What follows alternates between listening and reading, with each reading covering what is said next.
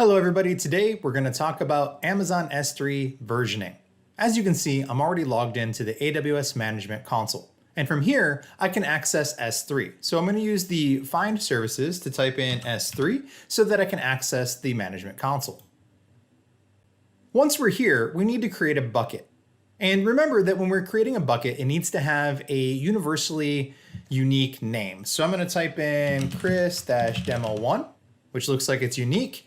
And now we're going to click through the settings and we're going to get to where it says set permissions. And I want to point out that it's very important that any S3 bucket, unless you are purposefully intending for it to be public, should have the block all public access.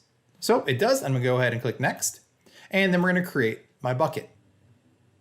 Now we have a Chris-demo1 bucket and it's time to enable versioning. Now versioning is not enabled by default. So what we need to do is to go into the properties of the bucket itself by clicking the checkbox and clicking on properties. And then we need to enable versioning. And as here you can see, it's already disabled. So I'm going to go ahead and open this up, click on enable versioning. And now versioning is enabled on this bucket for all future objects added to it. So let's go back to the demo bucket itself. I'm going to click on overview. And now let's go ahead and add a file. So I'm going to upload a file. And it's just going to be a really simple text file. It's going to say file.txt. And if we open this here, you can show that it says this is version 1 of file.txt, which works great for me. So we're going to go ahead and click that and we're going to upload the file. Here we can see that file.txt was uploaded. So let's go ahead and look at some of the properties of it. It gives us the last modified, but if we open it, we can allow that pop up and see that it is version 1 of that text file. Now, if we go back to the Management Console, we can actually see what happens when versioning is enabled by uploading a new file. So let's go ahead and try that. So we're going to upload a file again. I'm going to click on Add Files. And this time I'm going to change the file that we just uploaded to say that this is version 2 of that file. We're going to go ahead and save that. And we're going to close it and we're going to say Upload. As you can see, it's still the same size. All we changed was the 1 to the 2. We're going to go ahead and click upload.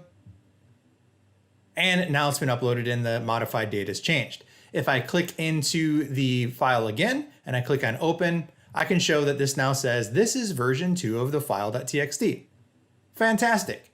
But what happens when I want to remove that file? So if we go back into the bucket and let's say I want to delete the file, but I want to see what versions are there first. I'm going to go ahead and click on the checkbox next to the file, and then I can come over in the properties pane and see where it says latest version. I can pull this down and see which versions are available. But I want to actually delete that file. So what I'm going to do instead is I'm going to close the properties window. I'm going to go to actions and I'm going to go ahead and click on delete. And we're going to hit delete again. And now it's gone. As according to the bucket, that file no longer exists. However, if I use this version show hide feature and I click on show, I can actually see that there are 2 versions of the file and a delete marker present. And what that delete marker does is it essentially hides the file so where it doesn't count for versioning any longer because the object doesn't exist. If I wanted to restore a file, I would need to remove that delete marker. But first, let's say I wanted to remove the delete marker and go all the way back to file 1. I can select each one of those. Go to actions and delete. Again, it's deleting 2 versions of that. So we're going to hit delete here. And now if I go back to my bucket overview, I show that I have another file available. If I click on hide show versions, I'm showing file.txt. And if I click into that, I can click open again and I'm back to version 1 of file.txt. Thanks for watching and we'll see you in the next demonstration.